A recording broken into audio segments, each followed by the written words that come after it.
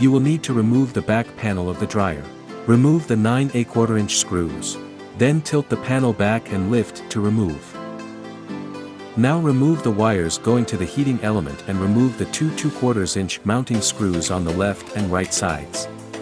With the 2 mounting screws removed, pull back on the bottom of the element and then slide it down to remove it from the dryer.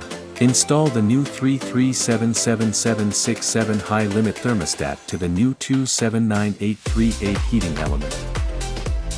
Reinstall everything in the reverse order.